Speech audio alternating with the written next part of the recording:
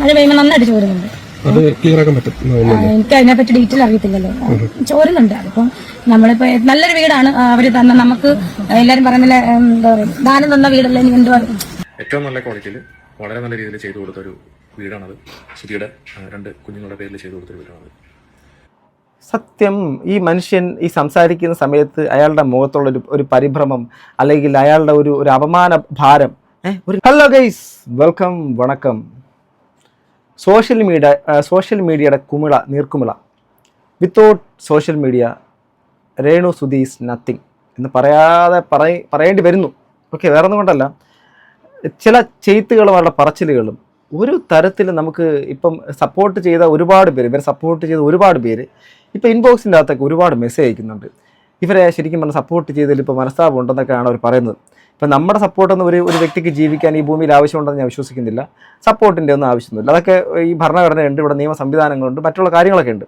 നമ്മുടെ ആരുടെ സപ്പോർട്ട് വേണ്ട ഒരാൾക്ക് ജീവിക്കാൻ ഈ നാട്ടിൽ. പക്ഷേ സമൂഹത്തിൻ്റെ മുമ്പിൽ എങ്ങനെയെങ്കിലുമൊക്കെ മുന്നോട്ട് പോകണം എന്നുള്ള ശ്രമം, അതോടൊപ്പം തന്നെ ഒരു എന്താണ് യശശരീരനായിട്ടുള്ള ഒരു മനുഷ്യൻ, അയാളൊരു കലാകാരനായിരുന്നു, അയാളുടെ പേരും കൊണ്ട് നടക്കുന്ന ഒരു വ്യക്തിത്വം, അയാളുടെ വിധവ, എന്ത് കാരണത്താലും ആ സ്ത്രീക്ക് അവരുടെ എല്ലാ ഇഷ്ടങ്ങളും ഈ സമൂഹത്തിൽ ചെയ്യാനുള്ള പൂർണ്ണമായ സ്വാതന്ത്ര്യം ഈ നാട്ടിലെ ഭരണഘടന നൽകുന്നു. അതൊക്കെ ഇരിക്കുകയും അവരുടെ ഈ പറയുന്ന ഒരുപാട് സൈബർ ബുള്ളിങ്, നെഗറ്റിവിറ്റിയൊക്കെ വരുന്ന സമയത്ത് അവരുടെ കൂടെ ചേർന്ന ആൾക്കാരടക്കം ഇന്ന് സത്യം പറഞ്ഞാൽ മൂക്കത്ത് വിരൽ വെച്ച് പോകുന്നൊരു കാര്യം. സത്യം പറഞ്ഞാൽ കഴിഞ്ഞ ദിവസത്തെ വീഡിയോയിൽ പോലും എനിക്ക് ഇത്രയും തോന്നിയിട്ടില്ല. പക്ഷേ ഇന്ന് പുറത്ത് വന്നൊരു വീഡിയോ കണ്ടപ്പോൾ ചില കാര്യങ്ങൾ ഇത് പറയാതിരിക്കാൻ പറ്റത്തില്ല. അതുകൊണ്ട് മാത്രം അവരുടെ വീട് ചോർന്നൊലിക്കുന്നു എന്ന് പറഞ്ഞൊരു കാര്യത്തിൻ്റെ അകത്ത് പ്രസക്തമായ 1-2 കാര്യങ്ങൾ ചൂണ്ടിക്കാണിക്കുക എന്നുള്ളത് മാത്രമാണ് ഈ ഒരു വീഡിയോയുടെ ഉദ്ദേശം.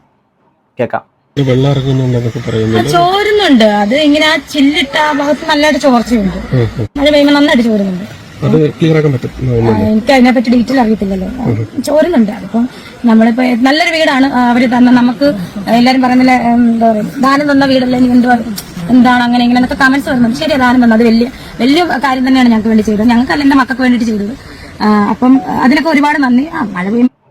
അതായത് രേണുവിന്റെ ഒരു ആരോപണം വന്നേക്കുന്നത്, ഇതിനകത്ത് നമ്മൾ 2-3 ആംഗിളുണ്ട് കേട്ടോ. അതെല്ലാം പരിശോധിച്ച് തന്നെ നമുക്ക് പോവാം. അതിനകത്ത് ഒന്നാമത്തെ കാര്യം, അവർ പറയുന്നതിനകത്ത് അവരുടെ വീടിന് ചോർച്ചയുണ്ട്. അതായത് നിലവിൽ അവർക്ക് വച്ച് നൽകിയ, എനിക്ക് തോന്നുന്നു ഒരു പുരോഹിതനെന്തോ ആണ് സ്ഥലം കൊടുത്തതെന്ന് തോന്നുന്നു. പിന്നെ മറ്റൊരു ഫിറോസ് എന്ന് പറയുന്ന ഒരു വ്യക്തിയാണ് ഈ വീട് വച്ചു കൊടുത്തത്. അവരുടെ ഒരു ചാരിറ്റി ട്രസ്റ്റ് എന്തോ ആണ് വച്ചു കൊടുത്തെന്നുള്ള കാര്യം ഒക്കെയാണ്. മറ്റ് പല ആൾക്കാരും ഈ നമ്മുടെ രേണുവിനെ തള്ളി പറഞ്ഞ സമയത്തും ആ വ്യക്തി അവർക്ക് ജീവിക്കണ്ടേ, അവർ ജോലി ചെയ്താണ് ആ കുടുംബത്തിനെ പോറ്റുന്ന അടക്കം ഫിറോസ് പറഞ്ഞ വീഡിയോ മുൻപ് എനിക്ക് തോന്നുന്നു 2-3 മാസം മുന്നേ റിയാക്ട് എനിക്ക് തോന്നുന്നു. എനിവേ, നല്ലൊരു മനുഷ്യനാണ്, എനിക്ക് അങ്ങനെ മനസ്സിലായത്. ഇവിടെ രേണു പറയുന്ന ആരോപണം ആ വ്യക്തിയെയും അവർ ചെയ്യുന്ന പ്രവർത്തനത്തിനെയും കളങ്കപ്പെടുത്തുന്ന ഒരു കാര്യമാണ്. ഇനി രണ്ടാമത്തെ കാര്യം, അതായത് ആ വീട് ചോരുന്നു എന്ന് പറഞ്ഞു കഴിഞ്ഞാൽ പുതിയ വീടാണ്, ആ വീടിൻ്റെ മേൽക്കൂര അഥവാ അതിൻ്റെ മേലിട്ട് കോൺക്രീറ്റ് ചോരുന്നു എന്നാണ്. ഈ വർഷം പെയ്ത മഴ നമുക്കറിയാം. അങ്ങനെയാണെങ്കിൽ പോലും അങ്ങനെ ഒരു ചോർച്ച ഒരു പുതിയ വീട്ടിലേക്ക് വരുമോ എന്നുള്ള കാര്യമാണ്. അങ്ങനെ ചോർന്നിട്ടുണ്ടെങ്കിൽ അത് രേണു ആ ഒരു കാര്യം, ചോർച്ച ഉണ്ടെങ്കിൽ കൂടെ അതും കൂടെ ഒന്ന് പബ്ലിക്കിൽ ഒരു വീഡിയോ ഒക്കെ ഇട്ട് കാണിക്കേണ്ടായിരുന്നു. ഇനി രേണു ഈ ഒരു കാര്യം, രണ്ടാമത്തെ ഒരു കാര്യം, നമ്മൾ എല്ലാ ആംഗിളും എന്ന് പറയുമ്പോൾ ഒരു ഓപ്പോസിറ്റ് സൈഡ്, ഈ ഒരു കാര്യം രേണുവിൻ്റെ വീടിൻ്റെ ചോർച്ച രേണുവിന് വീട് തന്ന വ്യക്തിയോട് പറഞ്ഞു. രേണുവിൻ്റെ വീട് അദ്ദേഹം വച്ചതിനകത്തോ, എന്തായാലും അദ്ദേഹം അല്ലല്ലോ മേളിൽ നിന്ന് വാർക്കുന്നതും പണിയുന്നതും, ആളെ വിട്ടിട്ട് ചെയ്യിപ്പിക്കുന്നതല്ലേ. ശരി, അങ്ങനെയെങ്കിൽ ആ മേൽക്കൂര ചോരുന്നു, അവിടെ നിന്ന് ചോർച്ച ഉണ്ടെന്നുള്ള കാര്യം പറയേണ്ടത് ഈ സോഷ്യൽ മീഡിയ ചാനലിനോടാണോ ആ വ്യക്തിയോടാണോ, അതുമായിട്ട് അനുബന്ധപ്പെട്ട ആൾക്കാരോടാണോ? ഇതുപോലെയാണ് എൻ്റെ വീടിന് ഇതുപോലെ ചോർച്ചയുണ്ട്, അവർ ഇത്രയും ലക്ഷക്കണക്കിന് രൂപയുള്ള സാധനം വെച്ച് തന്നിട്ട് അതിൽ എന്തെങ്കിലും തരത്തിലുള്ള ചെറിയൊരു പ്രശ്നം വന്നിട്ടുണ്ടെങ്കിൽ നിങ്ങളിത് സോഷ്യൽ മീഡിയക്കകത്ത് വിളിച്ച് പറയണോ, ആ വ്യക്തിയോട് പറയണോ? അയാൾ ചെയ്തു തന്നിട്ടുള്ള ഏറ്റവും വലിയൊരു ഉപകാരത്തിന് ചിലപ്പോൾ അയാളുടെ ഭാഗത്തു നിന്നോ അല്ലെങ്കിൽ അവിടെ എന്തെങ്കിലും തരത്തിൽ വീഴ്ച ഉണ്ടെന്ന് വിചാരിച്ചോ? ഞാൻ പറയുന്നത് ഉണ്ടെന്നല്ല, ഉണ്ടെങ്കിൽ അങ്ങനെ ഉണ്ടായിട്ടുണ്ടെങ്കിൽ അയാളോടൊന്ന് വിളിച്ച് പറഞ്ഞാൽ അവർ ക്ലിയർ ചെയ്തില്ലേ, റെക്ടിഫൈ ചെയ്തില്ലേ? കാരണം ആ സമൂഹത്തിൻ്റെ മുമ്പിലേക്ക് വന്നു കഴിഞ്ഞാൽ ആ വ്യക്തിയുടെ ക്രെഡിബിലിറ്റി മുഴുവൻ അങ്ങോട്ട് പോകുന്നു. അവർ ചെയ്യുന്ന സോഷ്യൽ മീഡിയക്കകത്തും അല്ലെങ്കിൽ അല്ലാതെയൊക്കെ ചെയ്യുന്ന ചാരിറ്റി പ്രവർത്തനങ്ങളെ ആൾക്കാർ സംശയത്തിന് നേരിൽ ഇവരെല്ലാം ഉടായ്പ് ഇതിലൂടെ ചെയ്തു കൊടുക്കുന്നതാണ്. ഇതിൻ്റെ കുറച്ച് പൈസ മുടക്കി ഒരു വീട് വയ്ക്കുന്നു, ബാക്കിയെല്ലാം ഉടായ്പ് തട്ടിച്ചുകൊണ്ട് പോകുന്നു എന്നൊരു പേര് ആ മനുഷ്യന് ചാർത്തി കൊടുക്കുന്ന ഒരു പട്ടം ചാർത്തി കൊടുക്കുന്ന പരിപാടിയല്ലേ രേണു കാണിച്ചത്? നിങ്ങൾക്ക് എന്തുകൊണ്ട് ഇപ്പോൾ പറയുന്നു ഈ കഴിഞ്ഞ ദിവസം നമ്മുടെ കിച്ചു RD ആ ചെറുക്കനെ സത്യം പറഞ്ഞ ആരും ദയവായി ഇതുമായിട്ട് ബന്ധപ്പെടുത്തിയിട്ട് ഒരു കാരണവശാലും ആ കുട്ടിയെ ഒരിക്കലും നിങ്ങൾ നെഗറ്റീവാക്കാൻ ശ്രമിക്കരുത്. ഞാൻ ആ പയ്യനോട് സംസാരിച്ചിട്ടുള്ള ആളാണ്. എന്തൊരു പാവം എന്നറിയാമോ, വളരെ പാവം. എന്നോട് സംസാരിച്ച് അതപ്പോൾ ഓക്കെ ഞാനൊന്ന് പുറത്ത് വിടുകയോ അല്ലെങ്കിൽ അതിനെക്കുറിച്ചൊന്നും ഞാൻ സംസാരിക്കുകയോ ഒന്നും ഞാൻ ചെയ്യുന്നില്ല, ചെയ്യത്തൊന്നുമില്ല. അത് അവൻ അത്രയും പാവമാണ്, ഞാൻ അത്രേ പറയുന്നുള്ളൂ. വളരെ പാവമായിട്ടൊരു പയ്യനാണ്. അവൻ വളർന്നു വരണം, അവൻ നല്ല രീതിയിൽ ഞാൻ അവന് അന്നത്തെ വീഡിയോ കണ്ടവർക്കറിയാം. കിച്ചുവിൻ്റെ ആദ്യത്തെ വീഡിയോ റിയാക്ട് സമയത്ത് ഞാൻ പറഞ്ഞു, നീ എന്ന് വീഡിയോ ചെയ്യണം, നിനക്ക് നല്ല രീതിയിൽ എത്താൻ വേണ്ടിയിട്ട് കഴിയും, നീ ഉയരങ്ങളിലേക്ക് എത്തണമെന്ന് ഞാൻ മനസ്സ് നിറഞ്ഞ് പറഞ്ഞ വീഡിയോ ഇപ്പോഴും ഇവിടെ കിടപ്പുണ്ട്, കണ്ടിട്ടുള്ളവരുണ്ടാവും. അത് തന്നെ ഇപ്പോഴും എനിക്ക് പറയാനുള്ളത്. അതുകൊണ്ട് തന്നെ ആ ഒരു പയ്യനെ വിവാദത്തിൻ്റെ അകത്ത് ആരും പെടുത്താൻ ശ്രമിക്കരുത്. ആ പയ്യൻ വളർന്നു വരട്ടെ, അവൻ വളർന്നു വരും, അവനുള്ള കഴിവൊക്കെ ഉണ്ട്, നല്ല പയ്യനാണ്. ഇനി രേണു ഈ പറഞ്ഞൊരു കാര്യത്തിൻ്റെ അകത്ത് സത്യം പറഞ്ഞാൽ ഒരിക്കലും, അതായത് ആ വ്യക്തിയോട് പറയുന്ന കാര്യം സോഷ്യൽ മീഡിയക്കകത്തിട്ട് അലക്കുന്നതിന്, വിഴുപ്പലക്കാൻ വേണ്ടി ഇട്ട് കൊടുക്കുന്നത് എന്ത് അർത്ഥത്തിലാണ്, എന്ത് അടിസ്ഥാനത്തിലാണ് എന്നുള്ള കാര്യം നിങ്ങൾ എങ്ങനെയാണ് ഒരാളിനെ സഹായിക്കുക? ആ സഹായിച്ച വ്യക്തി ഒരു കാര്യം, നിങ്ങൾക്ക് ഒരു തുണി തന്നു വിചാരിക്കാം, അല്ലെങ്കിൽ നിങ്ങൾ പറഞ്ഞു നിങ്ങൾ അലമാരക്കകത്ത്, ഇപ്പം അന്ന് ആ വീട് നമ്മൾ കണ്ടു, കഴിഞ്ഞ കിച്ചു കാണിച്ച വീടിൻ്റെ അകത്ത് ആ ചോർന്നൊലിക്കുന്നു എന്ന് പറയുന്ന ആ വീടിൻ്റെ അകത്ത് മുഴുവൻ ഒക്കുപ്പേഡാണ്. ഒക്കുപ്പേഡ് മീൻസ് അതിനകത്തുള്ള റൂമുകളെല്ലാം ഇവരുടെ തന്നെ ബന്ധുക്കളെല്ലാം താമസിക്കുകയാണ്. എന്നിട്ട് പറയിപ്പിക്കുന്നതാണ് എന്നെ കൊണ്ട്. ഈ പറയിപ്പിച്ചില്ല, ഇത് പറഞ്ഞത് ഞങ്ങൾക്ക് വീട് തന്നു എന്ന് പറഞ്ഞിട്ട് ആ പിള്ളേർക്ക് എന്നുള്ള കാര്യം പറഞ്ഞു. രേണു ആദ്യം പറഞ്ഞ തന്നെ കറക്റ്റ്, നിങ്ങൾക്ക് ആ വീട് കിട്ടിയത് ആ പിള്ളേർക്കൊന്നുമല്ല. ആ കുഞ്ഞ് വളരെ പിഞ്ചു കുഞ്ഞാ. ഞാൻ വളരെ രൂക്ഷമായ ഭാഷയിൽ വിമർശിക്കാൻ നല്ല രീതിയിൽ അറിയുന്ന ഒരാളാണ്. പല ആൾക്കാരും ചോദിക്കുന്നുണ്ട്, ഇതെന്തോ ഭയന്ന് സംസാരിക്കുന്നതാണോ, അതോ ഇതെന്തോ ഇങ്ങനെ സംസാരിക്കുന്നത്? അങ്ങനെയൊന്നുമല്ല. എൻ്റെ വീഡിയോസിൻ്റെ ശൈലി എന്തായിരുന്നു എന്നുള്ള കാര്യം എന്നെ തുടക്കം മുതൽ കാണുന്നവർക്കറിയാം. ഞാൻ എന്നെ ലിമിറ്റ് ചെയ്ത് എന്നെ നിയന്ത്രിച്ചതാണ്. വ്യക്തിപരമായിട്ടുള്ള വൈരാഗ്യങ്ങളോ പൂർവ്വവൈരാഗ്യങ്ങളോ ഒന്നും ഇല്ലാത്തത് കൊണ്ടും വ്യക്തി അധിക്ഷേപങ്ങൾ അയക്ക് കടക്കുന്ന രീതിയിലേക്കുള്ള ഒരു ചുവയുള്ള വർത്തമാനം വേണ്ടാന്ന് കരുതി മനഃപൂർവ്വം നിയന്ത്രിക്കുന്ന ഒരാളാണ് ഞാൻ. ഇന്ന് അങ്ങനെ ആയി, ആ മാറ്റമാണത്. അല്ലാതെ എനിക്ക് എന്തിനാണ് ഇവരോട് ഞാൻ അങ്ങനെ പറയേണ്ടത്? അതുകൊണ്ട് മാത്രമാണ് നിയന്ത്രിച്ച് സംസാരിക്കുന്നത്. അല്ലാതെ എനിക്ക് സംസാരിക്കാൻ ഒരു മടിയുള്ള ഒരാളൊന്നുമല്ല. അങ്ങനെ സാഹചര്യം വന്നാൽ അത് ചെയ്യുകയും ചെയ്യും. പക്ഷെ ഇവിടെ ഈ ഒരു രേണു സുധി എന്നുള്ള വ്യക്തി ഈ കാണിച്ചിരിക്കുന്നത് ഇതാണ്. അവരുടെ കുടുംബക്കാരെല്ലാം കൊണ്ട് താമസിപ്പിക്കുകയും ആ കിച്ചു എന്ന് പറഞ്ഞ പയ്യൻ ആ വീട്ടിൽ താമസിക്കാറില്ല. എവിടെയാണ് ഇടം? അവന് വേറെ എവിടെ പോയി താമസിക്കുന്നത് അല്ലേ? അവൻ വേറെ അങ്ങനെ ഒരു വീട്ടിലേക്ക് അവൻ പറയാതെ കയറി വന്നു എന്നുള്ള രീതിയിലേക്കൊക്കെ പറഞ്ഞ് കഴിഞ്ഞ ദിവസം വന്ന് ഭയങ്കരമായിട്ട് മറ്റേ വെള്ള പൂശലൊക്കെ ഭയങ്കരമായിട്ട് പാളിപ്പോയി. ബാക്കിയൊക്കെ പരിഹരിക്കാന്നല്ലേ ഉള്ളൂ. ബെഡ്റൂമില് ഞാൻ കിടക്കുന്നിടത്തില്ല, ഋതപ്പം കിടക്കുന്നിടത്ത് ചോരുന്നുണ്ട്. ഹോളിൽ നന്നായിട്ടുണ്ട്, ലിവിങ്ങില്. അതായത് ബെഡ്റൂമിൽ ചോരുന്നുണ്ട്, ഹാളിൽ ചോരുന്നുണ്ട്, ഋതപ്പം കിടക്കുന്നിടത്ത് ചോരുന്നുണ്ട്, ഇങ്ങനെ കുറേ അധികം സ്ഥലങ്ങളിലൊക്കെ ചോരുന്നുണ്ട്. അപ്പം ഇത് പരിഹരിക്കാവുന്നുള്ളതേ ഉള്ളൂ എന്ന് രേണു ഇടയ്ക്ക് പറയുന്നുണ്ട്. ഈ പരിഹരിക്കപ്പെടാൻ സാധ്യതയുള്ളതും പരിഹരിക്കാൻ സാധ്യതയുള്ളതായിട്ടുള്ള കാര്യങ്ങൾ എന്തിനാണ് രേണു സോഷ്യൽ മീഡിയക്കകത്തുനിന്ന് അങ്ങനെ ഒരു സാഹചര്യം നിങ്ങൾക്ക് ഉണ്ടാക്കി തന്ന് നിങ്ങൾക്ക് അങ്ങനെ കയറി കിടക്കാനുള്ള സാഹചര്യം? ഇവിടെ ഒരു കാര്യം അറിയോ, രേണുവിന് വേണമെങ്കിൽ പറഞ്ഞുതരാം. നമ്മുടെ ഈ നാട്ടിൽ, ഈ കേരളത്തിൽ, ഈ കൊച്ചു കേരളത്തിൻ്റെ അകത്ത് തന്നെ ഇന്നും അത്താഴ പഷ്ണിക്കാരുണ്ട്, ഒരു ഗതിയും പരഗതിയും ഇല്ലാതെ വാടക വീടുകളിൽ താമസിക്കുന്ന ആൾക്കാരുണ്ട്, തെരുവോരങ്ങളിൽ താമസിക്കുന്ന ആൾക്കാരുണ്ട്.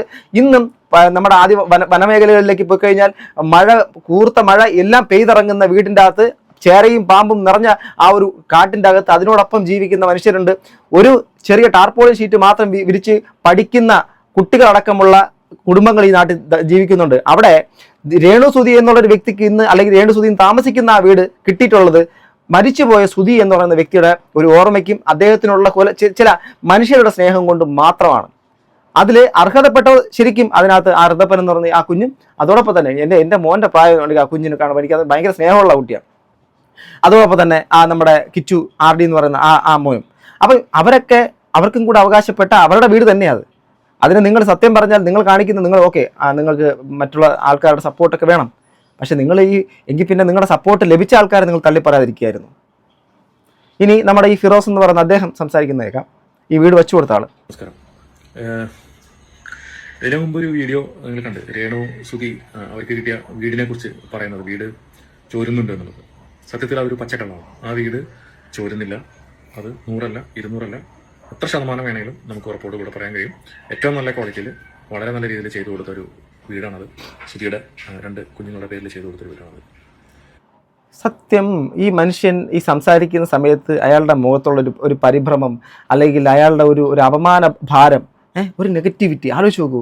വഴിയെ കൂടെ പോകുന്നൊരു വ്യക്തി, ആ വ്യക്തി വളരെയധികം കഷ്ടപ്പെട്ട് നടന്നു പോകുന്നു, നല്ല വെയിൽ കൊള്ളുന്നു, വേർത്തൊലിക്കുന്നു, മുഷിഞ്ഞ വസ്ത്രം, ആ വസ്ത്രം ഇതെല്ലാം കണ്ടുകൊണ്ട് ഒരു സ്റ്റാർ ഹോട്ടലിൽ നിന്ന് ആഹാരം കഴിച്ചുകൊണ്ടിരിക്കുന്ന വ്യക്തി ഇത് കാണുകയാണ്.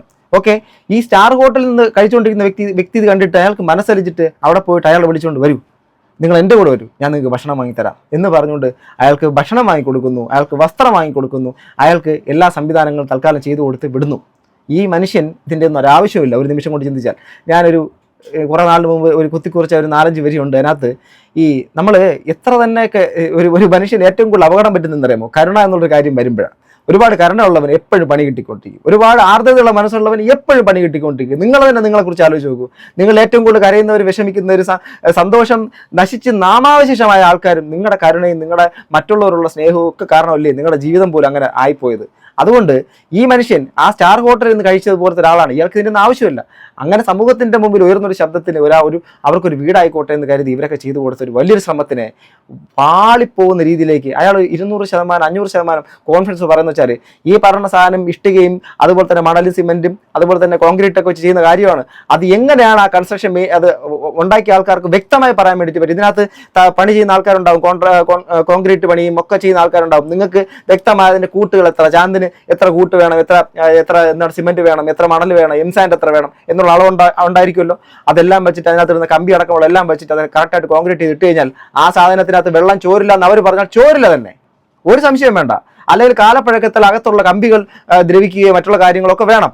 അതല്ലെങ്കിൽ ഇതിൻ്റെ ഇടയ്ക്ക് കോൺക്രീറ്റിൻ്റെ ഇടയ്ക്ക് ഈ കല്ലുകൾ മറ്റുള്ള സംഭവങ്ങളോ അല്ലെങ്കിൽ ഓടുകളോ ഒക്കെ ഇട്ടിട്ട് കുറച്ച് നാൾ കഴിഞ്ഞ് വെള്ളം എങ്ങാൻ അകത്ത് ഇറങ്ങി. ഞാൻ ഈ പണിക്കൊക്കെ പോയിട്ടുള്ളതാണ്, സീരിയസ് ആയിട്ട് പറഞ്ഞ കോൺക്രീറ്റിൻ്റെ പണിക്ക് പോയിട്ടുണ്ട്. അതെൻ്റെ ജീവിതത്തിൽ എൻ്റെ പഠിക്കാനുള്ള ആവശ്യമായിട്ട് ബന്ധപ്പെട്ട് ഇവിടെ പറയേണ്ട കാര്യമില്ല, എങ്കിലും പറയുന്നതാണ്. ഇതെല്ലാം പണി ചെയ്തിട്ടുണ്ട്, ഈ കഴിക്കാത്ത അതിൻ്റെ എല്ലാ തഴമ്പുമുണ്ട്. അപ്പോൾ അങ്ങനെയുള്ളൊരു മനുഷ്യനെ ഇവിടെ വന്നിരുന്ന് ഇങ്ങനെ പറയിപ്പിക്കുമ്പോൾ അയാളുടെ മുഖത്തിൻ്റെ ഒരു ഭാവം നോക്കിയേക്ക്. ഈ സംശയം കൊണ്ട് കണ്ണുകൾ എന്നെ നോക്കുമോ എന്നുള്ളൊരു ഭയമാണ്. ആ ഒരു പാപഭാരം അയാൾ പേര് എന്തിനു വേണ്ടിയിട്ട്, ആർക്ക് വേണ്ടിയിട്ട്?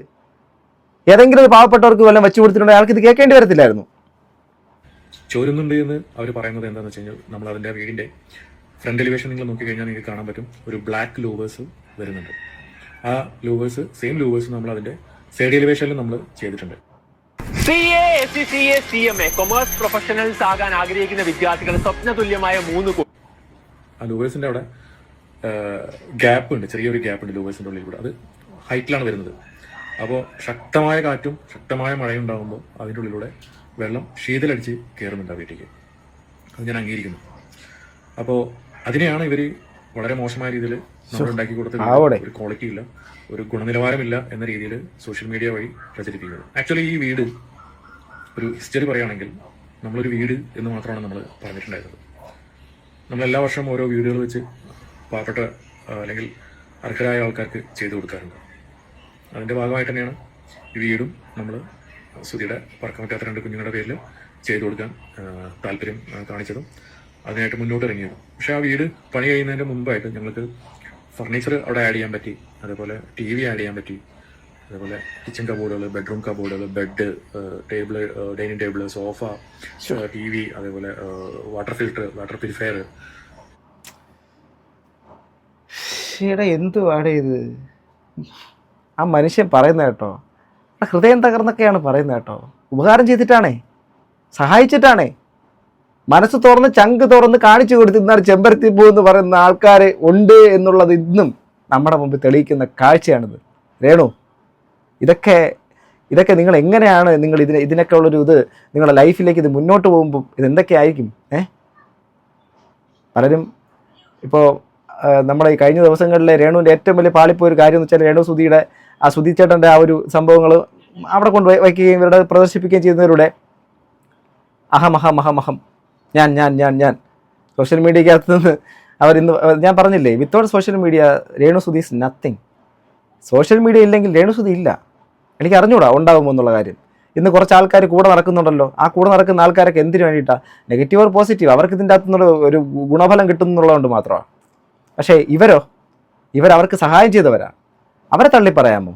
അല്ലെങ്കിൽ ഏതെങ്കിലും ഒരു ചാനലുകൾക്കൊന്ന് അഭിമുഖം കൊടുത്തോ അല്ലെങ്കിൽ അവരുടെ മുമ്പിൽ പ്രത്യക്ഷപ്പെട്ടിട്ട് ചോരുന്നു എന്ന് പറഞ്ഞുകൊണ്ടോ ഞാൻ എന്തോ വലിയ സംഭവമാണ്, ഞാൻ വലിയ സെലിബ്രിറ്റിയാണ്, എന്നോടൊക്കെ ചോദിക്കണ്ടേ, ഫോട്ടോ എടുക്കാൻ ചോദിക്കണ്ടേ എന്നൊക്കെ ചോദിക്കുന്ന സംഭവം ഉണ്ടല്ലോ. അതുപോലെയൊക്കെ ആയിപ്പോകുന്നു രേണു. നിങ്ങളെക്കുറിച്ച് എനിക്ക് ഇങ്ങനെ പറയേണ്ടി വന്നു, അല്ലെങ്കിൽ നിങ്ങൾ വരുത്തി. ഞാൻ ഏറ്റവും കൂടുതൽ വിമർശനങ്ങൾ എൻ്റെ പ്രിയപ്പെട്ട പ്രേക്ഷകരിൽ ഏറ്റുവാങ്ങേണ്ടി വന്നത് മറ്റാരെക്കുറിച്ചും വീഡിയോ ചെയ്തപ്പോഴല്ല, നിങ്ങളെക്കുറിച്ച് വീഡിയോ ചെയ്തപ്പോഴാണ്. എന്തെന്നറിയാമോ? ഒരു വിധവയായ സ്ത്രീ, ഒറ്റയ്ക്ക് ജീവിക്കാൻ പാടുപെടുന്ന സ്ത്രീ, 2 കുട്ടികളുടെ കാര്യങ്ങൾ നോക്കുന്ന സ്ത്രീ. 2 കുട്ടികളുടെ കാര്യം പറഞ്ഞ സമയത്ത് എനിക്കിപ്പോൾ അത് മനസ്സിലായി. അത് ഒരു കുട്ടി എന്നുള്ള കാര്യങ്ങൾ നിങ്ങൾ നന്നായിട്ട് നോക്ക്. ഓക്കെ, അത് അങ്ങനെയുള്ളൊരു സ്ത്രീ, അങ്ങനെ ഒരു സ്ത്രീയെ സമൂഹത്തിൽ ഒറ്റപ്പെടുത്തുകയും അവരുടെ പുറകെ നടന്ന് അവരെ കൂരമ്പുകൾ എഴുന്നല്ലോ, അത് ഞാനെങ്കിലും അത് ഇല്ലാതാക്കാം, അല്ലെങ്കിൽ ഞാനായിട്ടെങ്കിലും സംസാരിക്കാതിരിക്കാം എന്ന് മാത്രം ചിന്തിച്ച് എന്നെ കൊണ്ട് പോലും നിങ്ങൾ സംസാരിപ്പിച്ചു മാത്രമല്ല നിങ്ങളെ സപ്പോർട്ട് ചെയ്തിരുന്ന ഒരു കൂട്ടം ആൾക്കാർ ലക്ഷോപലക്ഷം മലയാളികളെ പോലും നിങ്ങളിന്ന് ഒരുമാതിരി ഇളിഭ്യരാക്കി മാറ്റിയിരിക്കുന്നു. ഇതൊക്കെ മതി. ഇതിൽ കൂടുതലൊക്കെ എന്തോ ചെയ്യണം.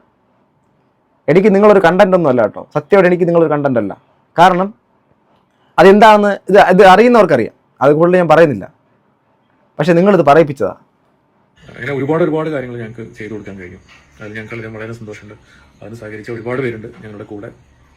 നമ്മളൊന്നും ഒരിക്കലും ലൈഫിൽ എന്താ പറയുക, ഇതുവരെ കാണാത്ത, ഇതുവരെ കണ്ടുമുട്ടാത്ത ഒരുപാട് ആൾക്കാർ നമ്മുടെ പുറകിലുണ്ടായിരുന്നു. ഇനി എൻ്റെ ഭാഗത്തുനിന്നും നല്ലൊരു എമൗണ്ട് അതിനകത്ത് ഞാൻ കോൺട്രിബ്യൂട്ട് ചെയ്തിട്ടുണ്ട്. അത് എൻ്റെ ബിസിനസ്സിൽ നിന്ന് കിട്ടുന്ന ലാഭം ആണ് ഞാൻ കോൺട്രിബ്യൂട്ട് ചെയ്തത്. ഞാനങ്ങനെ ബിസിനസ്സിൽ കിട്ടുന്ന ലാഭം ഒരു ശതമാനം, ഒരു നിശ്ചിത ശതമാനം ഞാനങ്ങനെ ഇതുപോലുള്ള കാര്യങ്ങൾക്ക് ചെലവഴിക്കുന്നത്. നല്ല മനുഷ്യൻ. അത് തന്നെയാണ് എൻ്റെ ബിസിനസ്സിന്റെ വളർച്ചയെന്നാണ് ഞാൻ വിശ്വസിക്കുന്നത്. Very good. ഞാൻ ചെയ്തിട്ടുണ്ട്. അതുപോലെ തന്നെ ഞങ്ങൾ കൂടുതൽ പലരും ചെയ്തിട്ടുണ്ട്.